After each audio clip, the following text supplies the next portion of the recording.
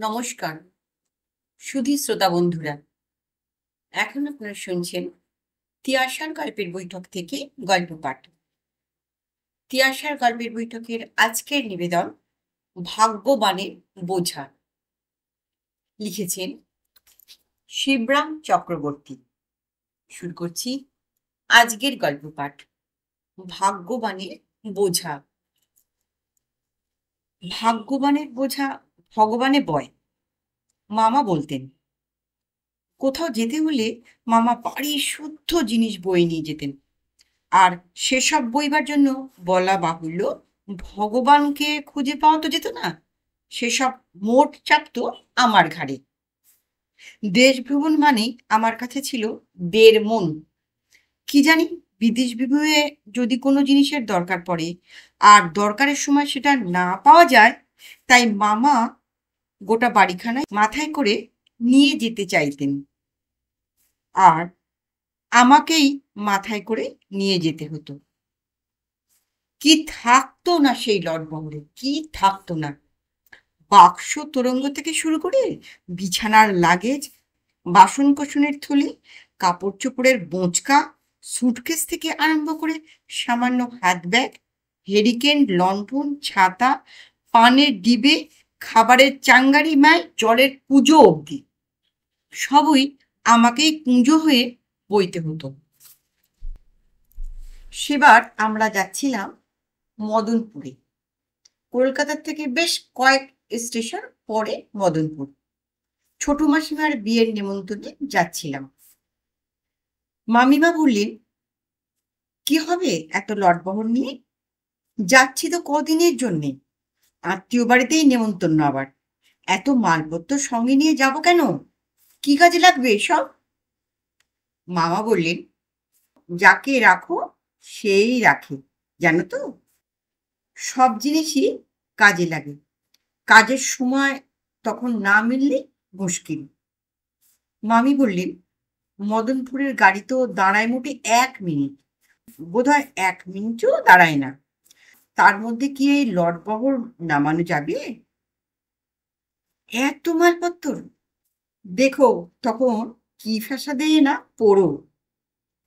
বাক্স প্যাটরা সব গাড়িতেই থেকে যাবে দেখছি। মামা বললেন, কি জানো গিন্নি, ভাগ্যবানের বোঝা ভগবানে বয়। কিছু ভেবো না তুমি। একটা ছ্যাঁকড়া গাড়িতে চেপে তার সাথে মালপত্র চাপিয়ে আমরা শিয়ালদায় পৌঁছালাম। পৌঁছতেই যারা মোট বয় সব ছুটে এলো, ছেঁকে ধরলো আমাদের। দেখেই মামা হা হা করে উঠলেন, এই হাট যাও, তুম লোক হাট যাও, কুছ ভি ছুঁয়ো না, আমাদের মাল আমরা নিজেরাই নিতে পারবো, গাড়ি ছাড়তে এখন বহুত দেরি আছে। এই টেম্পি, তুই এখানে দাঁড়িয়ে জিনিসপত্রগুলো আগলা, আমি আর তোর মা এগুলাম। শিবেটা যতবারে পারে জিনিসগুলো বয়ে বয়ে আনবে। এসো গো, একটা খালি কামরা টামরা পাই কিনা দেখি। বলে মামা আর মামিমা এগুলেন। মামা নিলেন খাবারের চাঙ্গারি আর মামিমা পানের ডিবে। এই নিয়ে তারা এগুলেন, আর আমি ভগবান না হয়েও আমার ভাগ্যবান মামার বোঝা বইতে লাগলুম। প্যাসেঞ্জার ট্রেনে সেদিনটি কি ভিড়! সব কামরা ভর্তি, কামরায় কামরায় লোক গিজগিজ করছে।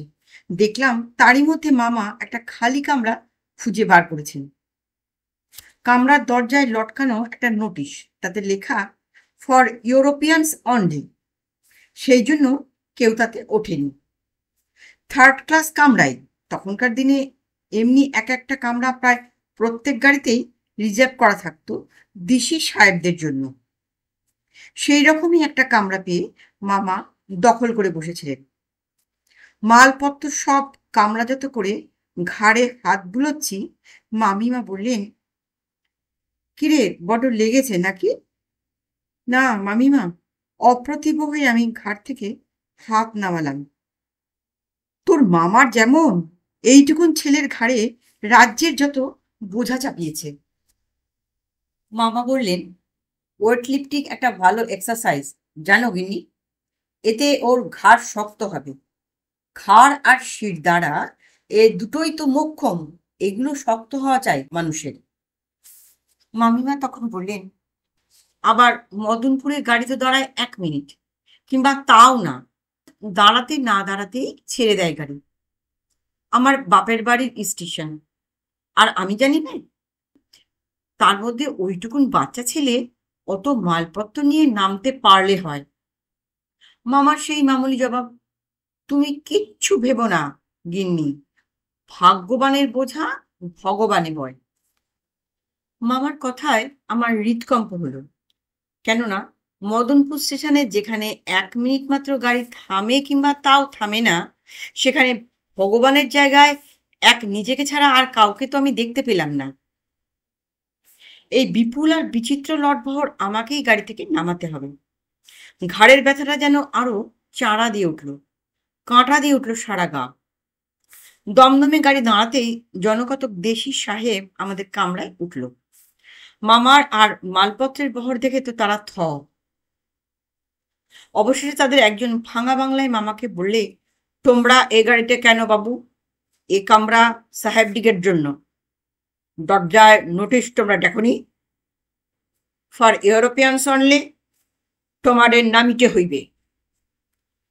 সবে মাত্র আয়েশ করছেন, নামার কথায় মামার মাথা গরম হয়ে গেল। তিনি বললেন, কেন নামিতে যাইব? অল রাইট, দেখি তোমরা নামিবে কি না, পরের স্টেশনে দেখা যাইবে। বলে তারা কামরার এক ধারে জাঁকিয়ে বসল, আর বসে বসে গজরাতে লাগলো। মামা সেদিকে ভ্রুক্ষেপ করলেন না, কিন্তু মামি বললেন, কাজ নেই বাপু, পরের স্টেশনে চলো, আমরা অন্য কামরায় যাই। হ্যাঁ, গাড়ির কোথাও খালি আছে কিনা তোমার জন্যে? না থাকে থাক, পরের গাড়িতে যাব না হয় আমরা। পাগল হয়েছ নাকি? যদি পুলিশে ধরে নিয়ে যায়, সাহেবদের গাড়ি যেটা। হ্যাঁ, ধরলেই হলো। তুমি চুপ করে থাকো তো, এরা বাংলা বোঝে, তুমি ঘাবড়ে গেছো জানলে ওরা আরো লাফাবে। খানিক বাদে ব্যারাকপুরের গাড়ি দাঁড়াতেই তারা ট্রেনের গার্ড সাহেবকে ধরে আনল। তিনি এসে বললেন, বাবু তোমাদের নামিতে হইবে। যাহাদের সাহেবী পোশাক এই কামরায় কেবল তাহাদিগের জন্যই। মামা বললেন, তা একথা আগে বলেননি কেন সাহেব? আগে বলতে হয়, আমাদেরও তো সাহেবী পোশাক আছে, কোট প্যান্ট নেকটাই সব কিছু আছে। আমাদের সময় দাও, আমরা এক্ষুনি পরে নিচ্ছি। ওগো, ট্রাঙ্কের চাবিটা দাও তো, পোশাকগুলো বার করি, সাহেব হয়ে যায়। অজ্ঞতা গার্ড সাহেব চলে গেলেন। মামার সত্যি কিছু সাহেবী পোশাক ছিল না, একটা চাল মারলেন মাত্র। এদিকে গাড়িও ব্যারাকপুর ছাড়ল। অতঃপর তারা কোনো উপায় না দেখে আমাদের তাড়াবার ভার স্বহস্তে নিল।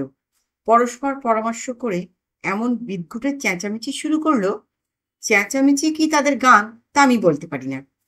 তাদের সেই রাগরাগিনী আলাপে মামিমা ঘাবড়ে গেলেন, বললেন, হ্যাঁ গো, ওরকম করছে কেন ওরা?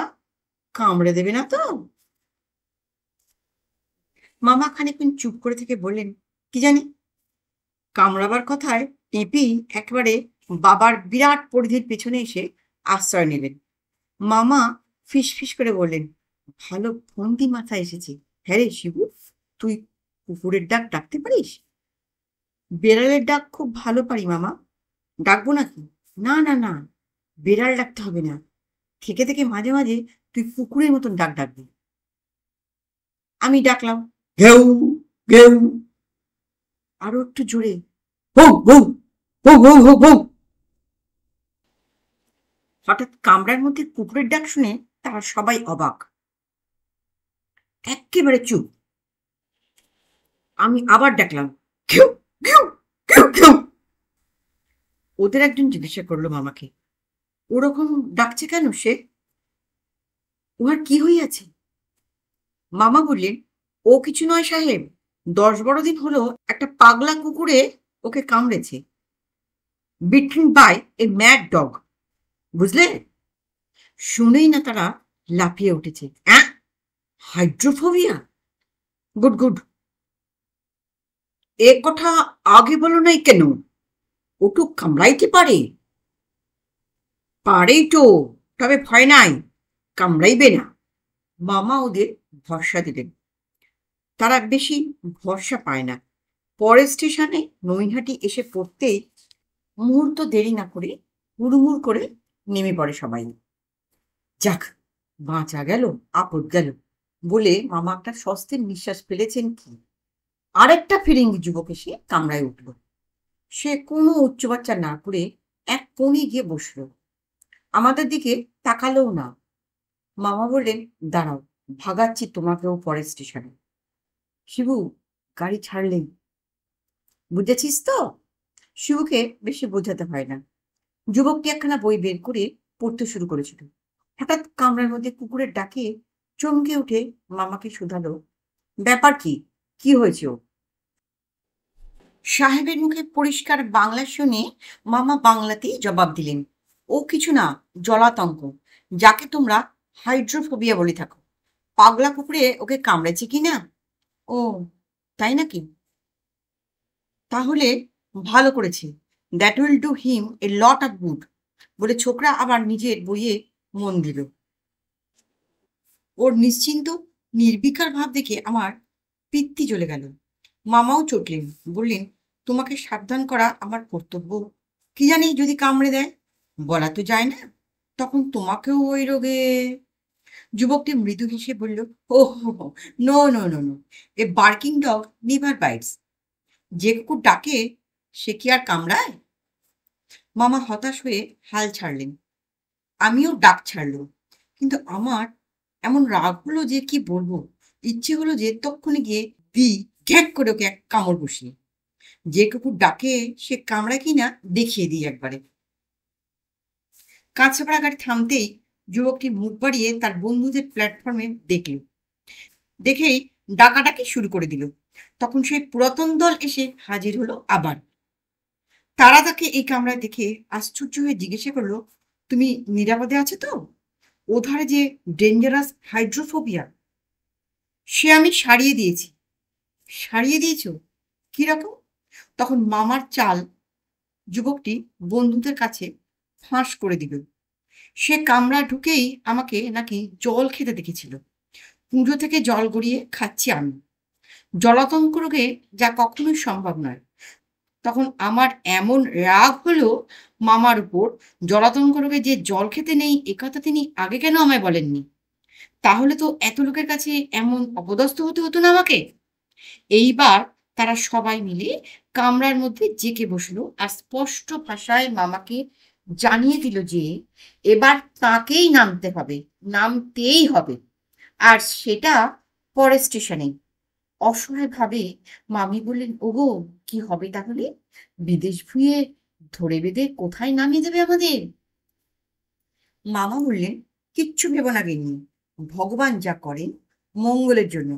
ভগবানের নাম শুনি আমার নিজের মনে পড়লো আবার ঘাড়ের ব্যথাটা এতক্ষণে মরেছে কিনা জানবার জন্য ঘাড়টাকে একবার খেলিয়ে নিলাম। পরের স্টেশন এলে মামা বললেন, এখানে তো হয় না বাপু, পরের জংশনে না হয় গাড়ি বদলানো যাবে। না, তা হবে না, এইখানেই তোমাদের নামিতে হইবে। এখানে এত লটবহর নামাবে কে?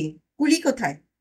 তখন তারা সবাই মিলে আমাদের বাক্স তরঙ্গ বিছানার সুটকেসে হাত লাগালো। পুজোর জাত যাওয়াতে মামিমা হাই হাই করতে লাগলেন। ততক্ষণে দুজনে মিলে ধরাধরি করে ভারী ট্রাঙ্কটা নামিয়ে ফেলেছে। মামা তখন বাঙ্কের ওপরে রাখা বড় সুটকেসটা ওদের দেখিয়ে দিলেন, ওই যে। একজন গিয়ে সেটা নামালো। মামা বললেন, বেঞ্চির তলায় ওই তোরঙ্গটা ওইখানে। একজন সেটাও নামিয়ে বলল, এই তোমার টুরাং। মামা সংশোধন করে দিলেন, তুরং নয়, তুরঙ্গও নয়, তোরঙ্গ। সর্বশেষ চালাক ছোকরাটি মামার হাত ব্যাগটা মামার হাতে ধরিয়ে দিয়ে বলল, গুড বাই মিস্টার। মামা পুলকিত হয়ে ওদের কার্যালাপ পর্যবেক্ষণ করছিলেন। মামিমা কিন্তু মুছড়ে পড়েছিলেন বিজায়। ট্রেন ছেড়ে দিলে তার আর্তনাদ বেরোল, দেখো তো কোন হতচ্ছাড়া জায়গায় নামিয়ে দিয়ে গেল আমাদের। দুঃখ করো না গিন্নি, মামা বললেন, এই তোমার মদনপুর। স্টেশনের মাথায় লেখাটা পড়ে দেখো। বলেছিলাম না তোমায়, ভাগ্যবানের বোঝা ভগবানে বয়। দেখলে তো এখন, বলে তিনি নিজের গোঁফে মোচড় দিলেন। নমস্কার। গল্পটা কেমন শুনলে? গল্পটা যদি ভালো লেগে থাকে, অনুগ্রহ করে একটা লাইক করতে ভুলবেন না। আর আমার গল্পের চ্যানেলের নতুন শ্রোতা বন্ধু হলে চ্যানেলটিকে সাবস্ক্রাইব করে বেল আইকনটি অন করে রাখবেন। হ্যাঁ, আপনাদের গুরুত্বপূর্ণ মতামতের অপেক্ষায় রইলাম।